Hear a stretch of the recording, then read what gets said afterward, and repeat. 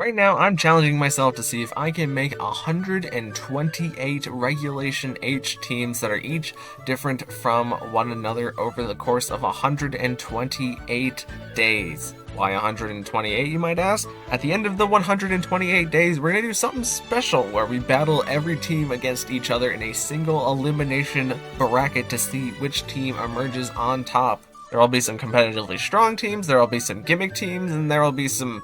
probably a good number of goofs and gaffs in there, so if you want to follow through to the end, subscribe so that you can keep up with each day. But without further ado, let's move on to day 88. Alright everybody, welcome back to another video, and in today's video we are going to be going over a Sandaconda team. Now, Sandaconda's most notable thing that it does is that it has the unique ability that allows it to set up the weather called Sand Spit. Once you are hit by an attack, the effect of Sandstorm will begin, which means that you can overwrite rain once you take an attack, and it technically makes Sandaconda a weather setter, but absolutely nobody uses it because Sandaconda is just not great. Like, maybe if Sandaconda was a rock type, then using the Sand Spit would be a little bit more reliable in doubles because you would get a special defense boost whenever you're a rock type, but I mean, it doesn't really make much sense to be a ground type and terrestrialize into rock type because you pretty much keep all the same weaknesses as before. So we are going to be using Shed Skin Sandaconda, which is a pretty nice ability that gives you a 33% chance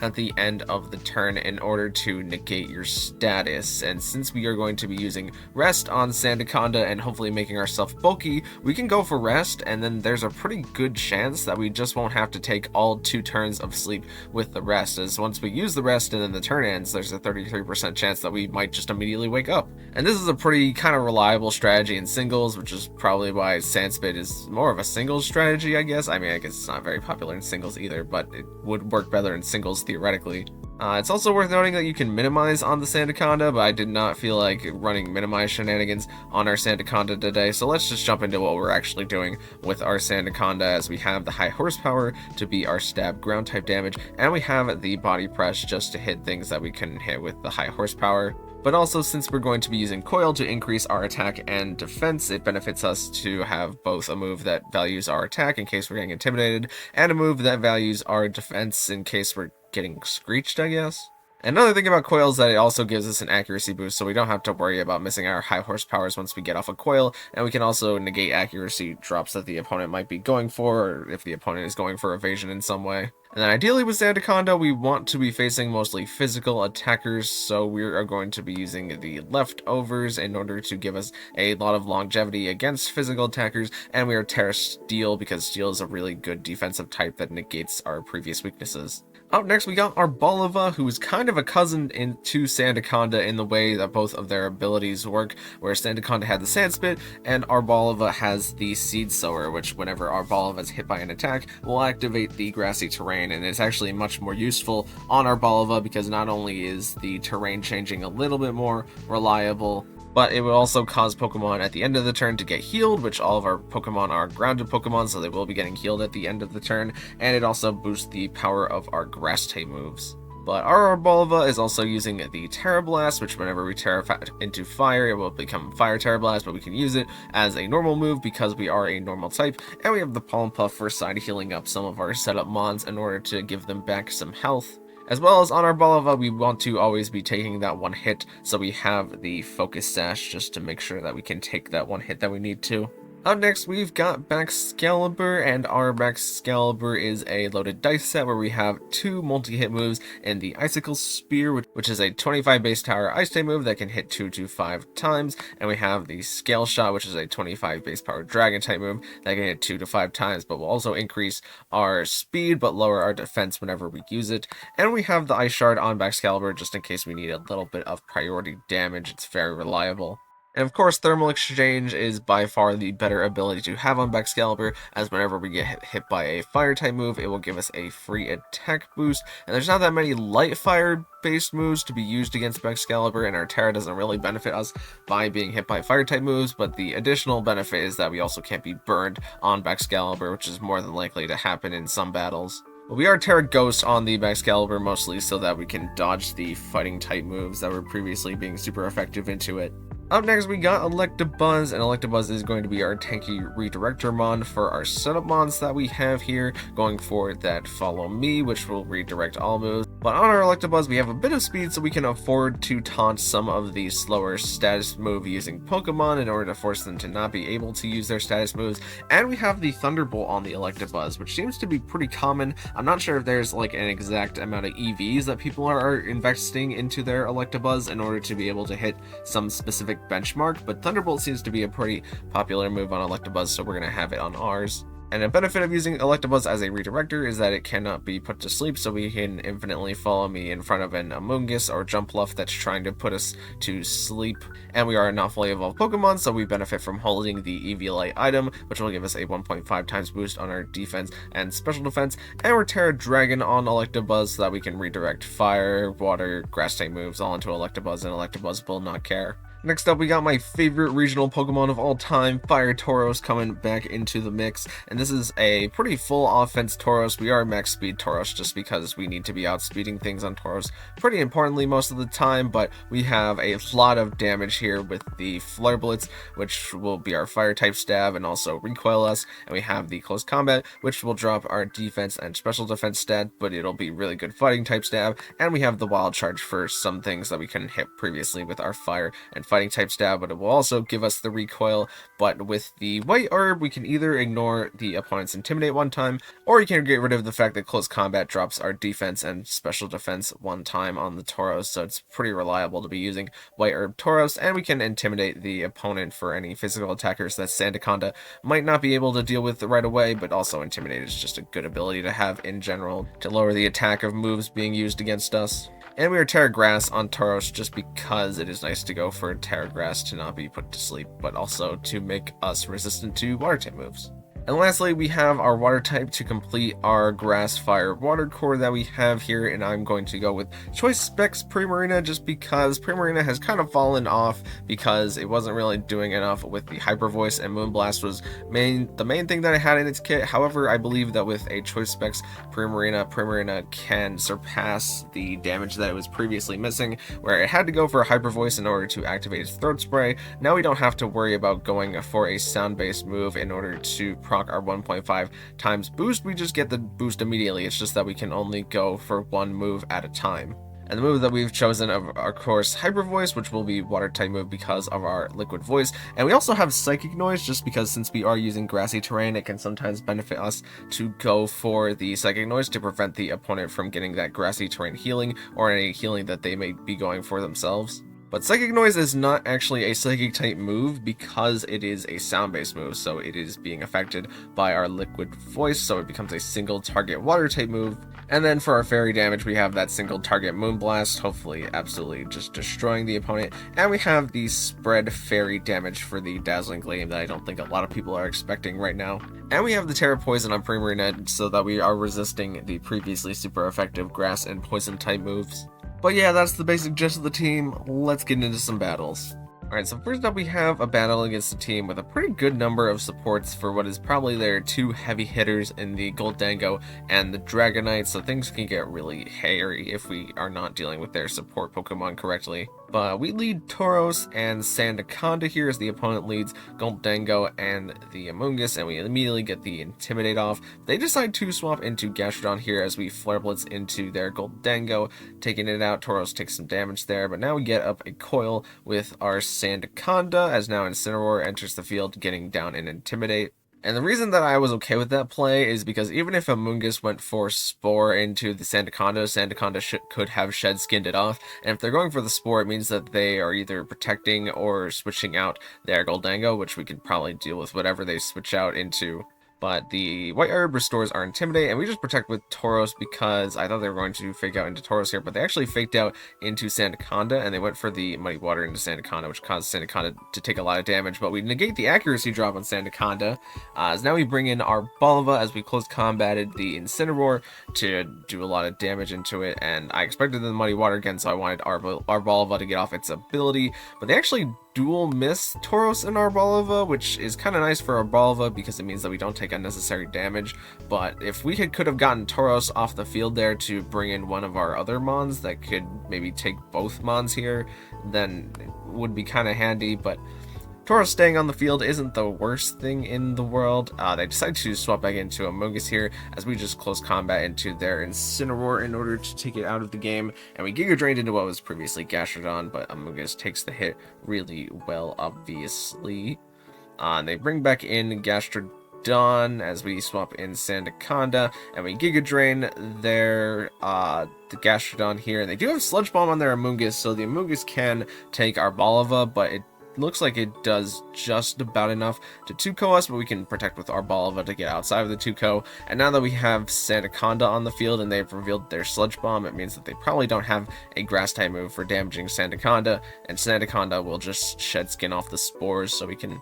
probably out-deal the Amogus there always with Sandaconda. Next we got Fire, Water, Grass, and their Dragon Breaker Core, as well as the Sneasler and Kingambit are all just really offensive. This is just a really overall offensive team that we've got here. But we start with Tauros and Primarina because I wanted to maybe get a Defiant into the Rillaboom or the Sneasler, but we get the Intimidate into the two mons that it matters the least on because the Dragapult is Clear Body and the Kingambit is Defiant, so it gets an attack boost instead. But since we have Primarina here, Dragapult would probably have to commit to a Terra in order to take out Primarina, and instead decides to go for the U-turn as we see Rillaboom hit the field and they Terra Dragon their Kingambit for whatever reason, but we just get Dazzling Gleam into the Kingambit and that full-on clears the Kingambit out, so we don't have to worry about their Terrestrialization anymore. And I decide to save Primarina in the back as they Dark Claw into Arboliva, but Arboliva takes it at least. Tauros obviously doesn't get to move there because it got faked out, but now we can bring in Sandaconda, who takes the Acrobatics, as unfortunately Arboliva is forced to take the U-turn. Now they go into Dragapult, and the opponent only has physical attackers left, and we can just bring back Primarina here to threaten the Sneasler and the Dragapult, and we can start getting set up with our Sandaconda since Rillaboom was not on the field at that time, and massive Moonblast damage into Rillaboom is going to bring it pretty low here, as Dragapult goes for the Phantom Force, and we bring back in Tauros in order to intimidate the Rillaboom, and we go Terra Steel on Sandaconda just so Rillaboom especially was not dealing important damage into it, and Sandaconda is just getting the coils off as Dragapult is struggling to deal with it, even with its strongest move right now, which is probably the Phantom Force, and Sneasler comes back in because it wants to use its fighting type move to try and deal with the Sandaconda, but Sandaconda and Tauros double into that slot, hoping to maybe take out the Rillaboom, but we get the Sneasler, which is their main win con at this point. They do fake out crit Sandaconda, but the Phantom Force just isn't doing enough, and we Flare Blitz Rillaboom, and at this point we can just rest, and Sandaconda should always be good despite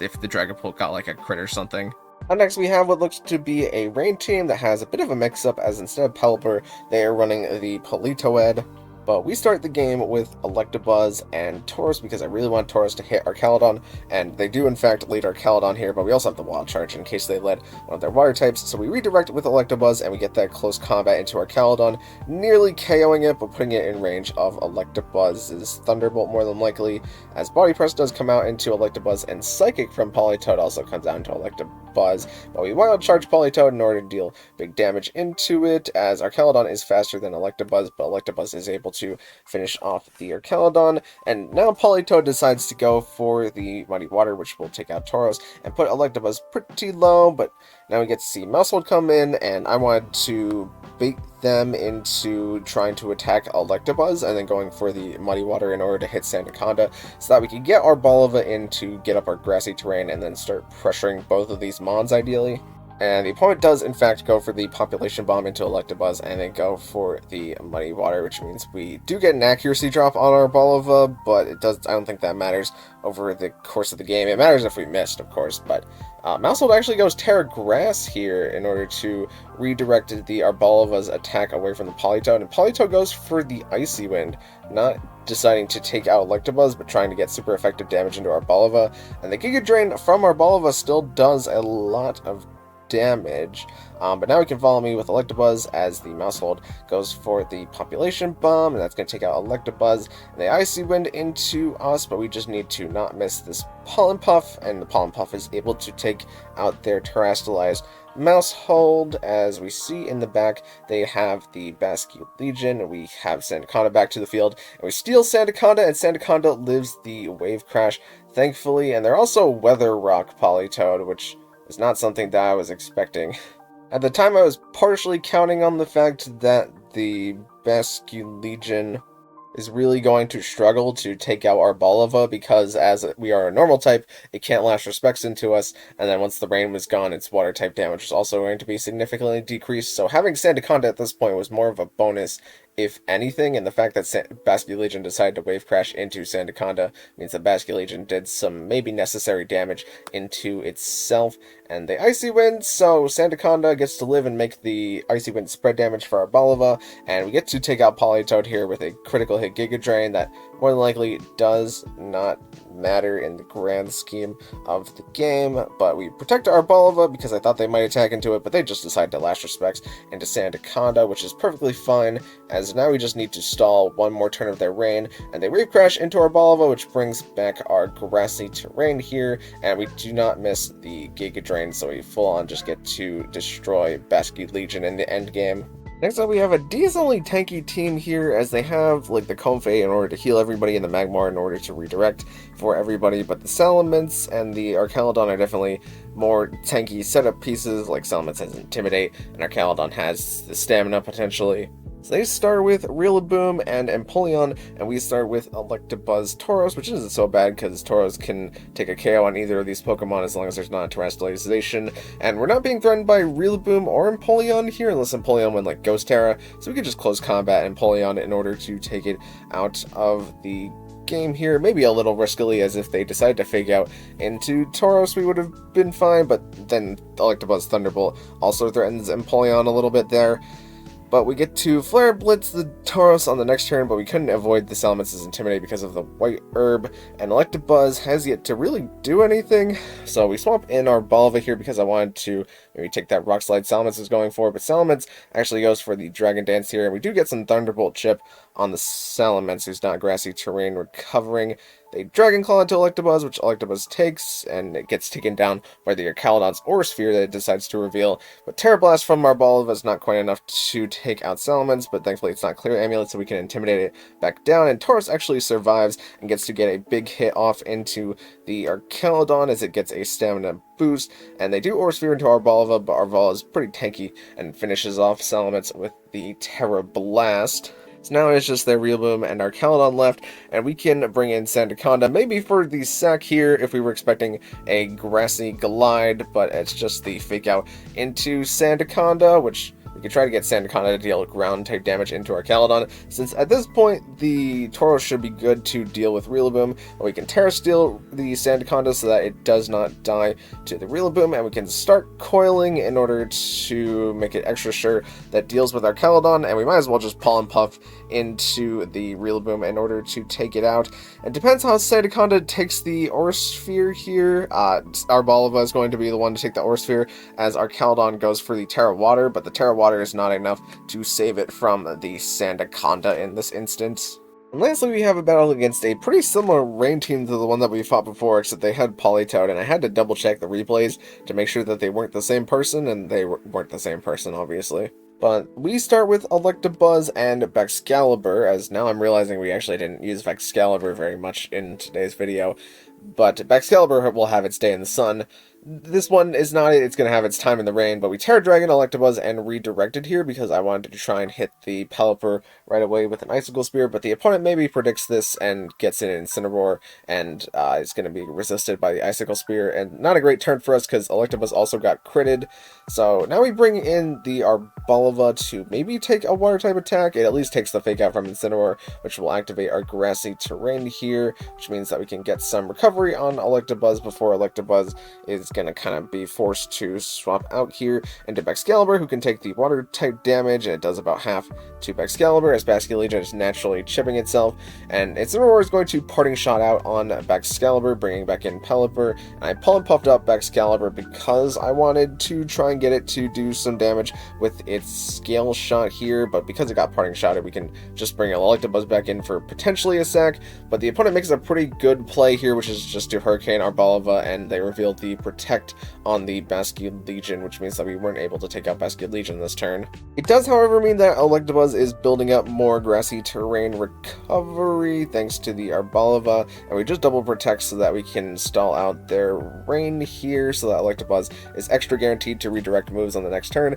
And Incineroar comes in, but we get a Thunderbolt into Pelipper, which brings it down to its Focus Sash, as Pelipper goes for the normal Weather Ball into Arbalva, but Arbalva survives that thanks to its special bulk, and we get a little bit of Giga Drain healing off of the Incineroar as our own grassy terrain goes down, and they swap into our Caledon, who they have in the back, as we swapped in Tauros here because I did not want the Incineroar to deal enough knockoff damage into Electabuzz, but now we have Tauros against our Caledon, which is pretty nice for us, as the only thing that can swap in to deal with the Tauros at this point is pretty much Basculed Legion, seeing as Pelipper has used up its Focus Sash and is on 1 HP. But we Thunderbolt the Archaludon just in case it was sturdy, I think, or maybe I think it just swapped in from Pelipper. So it does take a defense boost, which means that it survives the close combat from the Tauros pretty comfortably, but we taunt the Incineroar to make it so that it can't Parting Shot out, as Electabuzz unfortunately gets knocked out by the Archaludon's Draco Meteor, but it also means that Archaludon is in a bit of a weird spot. They swap in Pelipper here, perhaps to suck it as we close combat Pelipper in order to take it out of the game, and we Scale Shot Incineroar hoping for that KO, and it looks like with 5 Scale Shots we do in fact just barely find that KO. So Excalibur gets a speed boost, but now they have a bunch of turns of rain left. We swap back in our Arbalva maybe for a sack, but also to maybe set up the grassy terrain, as we can bring back in Tauros to re-intimidate the Basculed Legion. And Arbalva is in fact forced to take the sack here, but it sets up the grassy terrain as Basculed Legion chips itself because of its Life Orb and its Wave Crash, as Archaludon reveals the Body Press into Excalibur. But now we bring in Tauros, who gets down the Intimidate, and Tauros can just afford to protect this turn, drawing in the Basculed Legion's attack as we try to Scale Shot into Basculed Legion, and thankfully we do land the attack, taking it out. And now we can just use Tauros to take out the Archaludon. Even though the Draco Meteor misses on Excalibur, that doesn't matter at this point because the endgame is just close combating with Tauros. It's also worth noting that in this endgame, because we have only multi-hit moves on Excalibur, and Excalibur is faster than Tauros at this point, that I would probably click Ice Shard into Tauros in order to make it so that Archaludon doesn't get a stamina boost, and then attack with Tauros into Archaludon in order to clear the game there. So yeah, that was the Sandaconda team, and if any battle shows why I don't think Sandspit Sandaconda is very popular, it's going to be that last battle, because the opponent started with Pelipper and Basculed Legion, and if Sandaconda takes either of those attacks in order to negate the weather, it flat out just dies to the Wave Crash or the Weather Ball unless we go for the Terra Steel. And even if we wanted to resist attack with Sandaconda, say like the Incineroar goes for the Fake Out into Sandaconda, they could very much just bring back in Pelipper, because it's probably not on the field if they have the Incineroar or the Archaludon on the field at that point. And unfortunately, during the Sandaconda battles, we also didn't get to actually use our Shed Skin ability, but we also weren't in any kind of long-fought battles or battles that were a war of attrition, so it makes sense that we didn't really get use out of Shed Skin. But thank you guys so much for watching. If you liked it, maybe consider leaving a like on the video and even consider subscribing, because both of those things will help me out an absolute ton. I will see you in the next one. Thank you.